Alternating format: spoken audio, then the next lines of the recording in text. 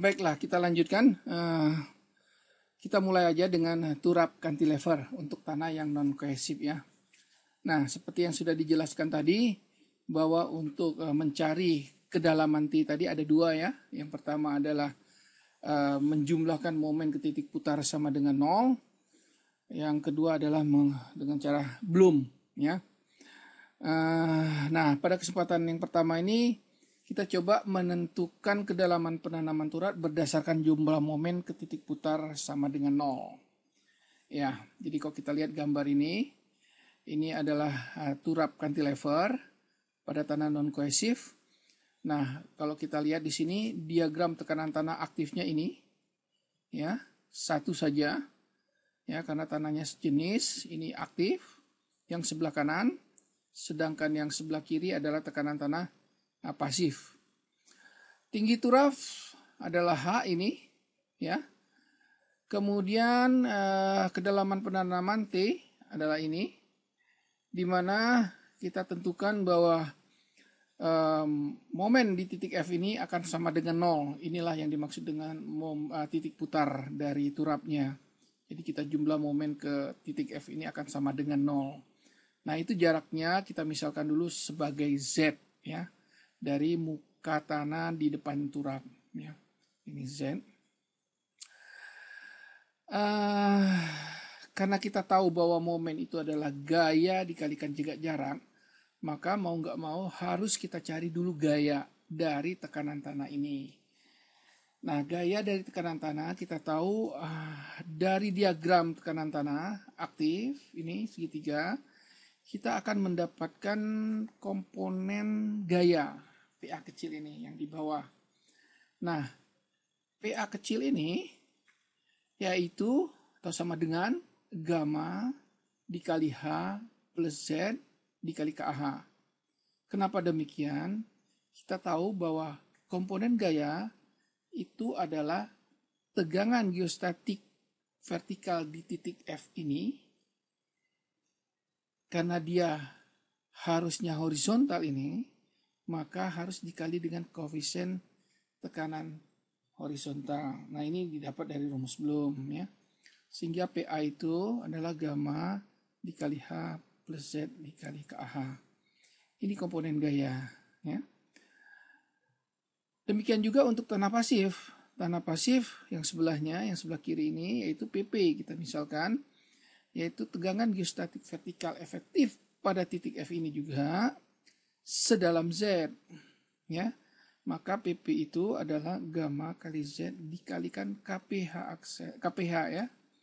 KPH ini. Nah, KPH ini Anda perhatikan ini adalah koefisien tekanan horizontal Bloom yang pasif.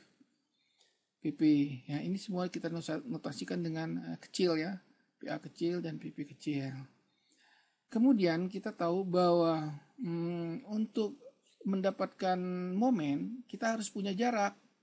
Nah, jarak dari gaya PA tekanan tanah aktif ini ya, yaitu GA-nya ini adalah sepertiga dari H plus Z. Kenapa sepertiga? Karena diagramnya adalah segitiga.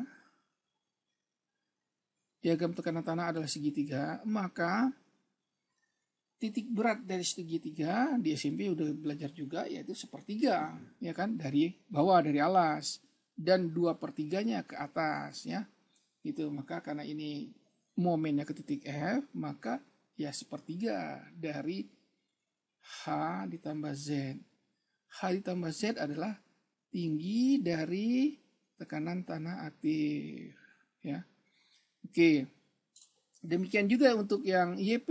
YP itu adalah jarak gaya pasif atau gaya tekanan tanah pasif ke titik Z ini ya. Karena tingginya tekanan tanah pasif itu kita misalkan Z, maka jaraknya adalah sepertiga Z karena ke bawah F-nya ya. Tuh. Sama alasannya kenapa segitiga, karena dia bentuknya adalah sepertiga. Bentuk sepertiga, titik beratnya adalah sepertiga ke alas. Oke, sampai di situ. Kalau kita lihat, berarti kita harus mencari gaya, ya. Gayanya adalah luas dari segitiga. Ya, diagram ini segitiga, maka gayanya adalah luas dari diagram ini. Baik yang aktif maupun yang pasif. Jumlah momen ke titik F sama dengan 0. Ini adalah cara ataupun konsep yang akan kita ambil. Maka gaya dikali jarak itu akan sama dengan 0. Gaya aktif dikali dengan jarak aktif akan sama dengan gaya pasif dikali dengan jarak yang pasif. Nah, karena dia sama dengan 0, maka yang aktif kita taruh sebelah kiri sama dengan, dan yang pasifnya kita taruh sebelah kanan dari sama dengan. Ya. Kita tahu tadi bahwa gaya PA ini adalah luas dari segitiga ini kan. Nah, segitiga yang aktif ini kalau kita lihat adalah setengah alas kali tinggi, rumus segitiganya. Ya. Nah, setengah alas yaitu setengah dari PA ini. Ya. PA-nya adalah gamma kali H tambah Z dikali KH. Ya. Jaraknya yaitu YA, sepertiga kali H ditambah Z. Anda perhatikan tadi ada setengah dan ada sepertiga. Setengah dikali sepertiga berapa? 1/6 kan? Nah, 1/6-nya ini. Nah, kemudian H dikali gamma dikali H plus Z yang ini, ya, setengah alas kali tinggi, ya. Untuk PA-nya sendiri ada H plus Z 1. Kemudian untuk jaraknya ada H plus Z, ya. Untuk tingginya sendiri H plus Z, maka ada 3 kali H plus Z-nya, maka H plus Z-nya pangkat 3. Ya. Jadi 1/6 gamma kali H plus Z pangkat 3 dikali KH ini sudah merupakan momen untuk yang aktif. Ya, jadi kalau ini kita PA-nya nih alas, gini jarak, maka setengah alas kali tinggi.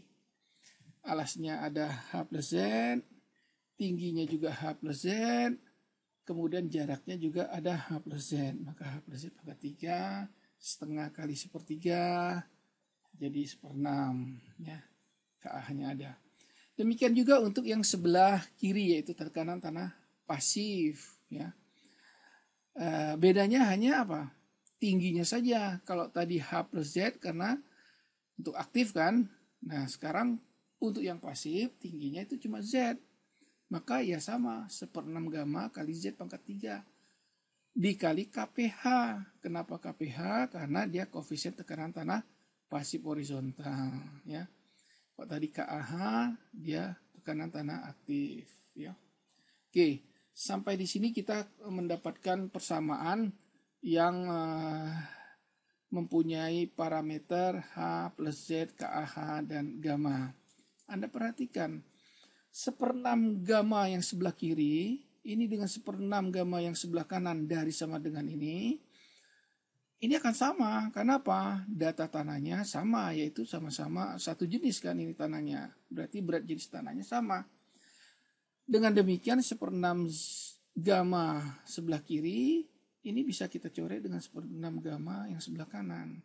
Dengan demikian tinggal H plus Z pangkat 3 kali KH sebelah kiri dari sama dengan, dan Z pangkat 3 KPH itu di sebelah kanannya. Baiklah, sampai di situ.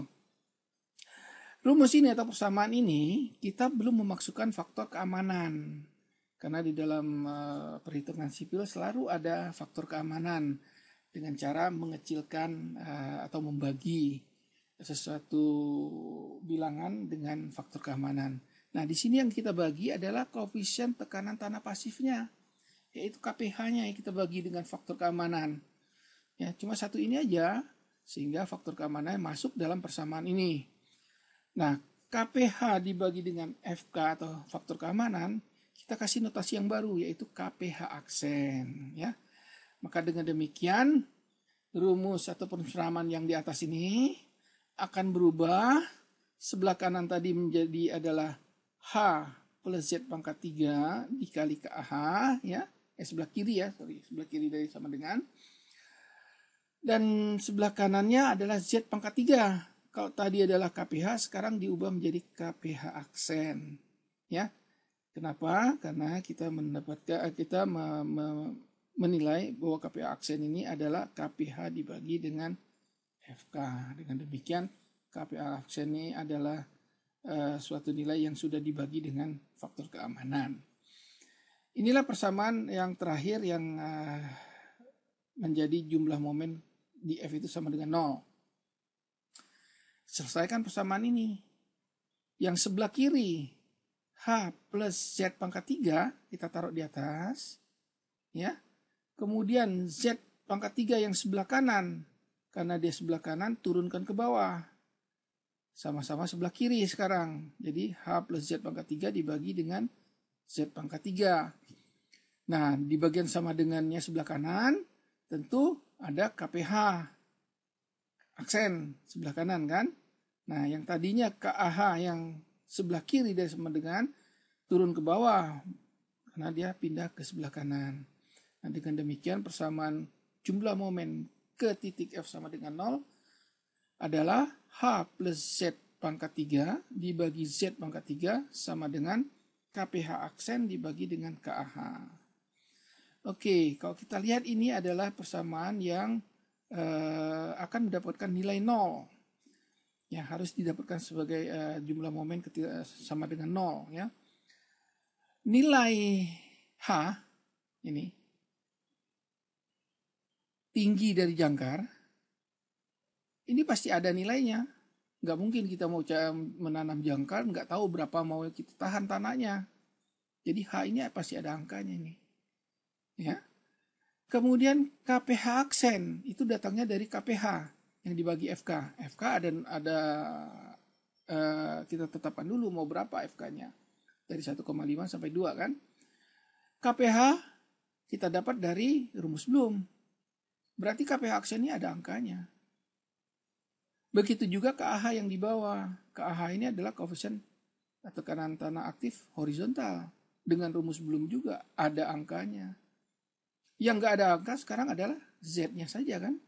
Nah, dengan memasukkan angka-angka yang ada tadi, tinggal Z-nya didapat, ya. Z-nya didapat, cuma sayangnya di sini ini pangkat 3 Z-nya nih. Pangkat 3 bagaimana nyarinya? Kalau persamaan kuadrat kita tahu ada X1, X2 begitu kan. Nah, untuk pangkat 3 kita harus dengan coba-coba, ya. Nah, inilah kesulitan yang harus dihadapi apabila kita menjumlahkan momen di titik F ini sama dengan 0. Kita harus mencoba-coba berapa Z ini. Oke, sampai di situ dulu. Ada pertanyaan? Kalau tidak, kita cukupkan dulu ya. Kuliah kita mengenai turap cantilever.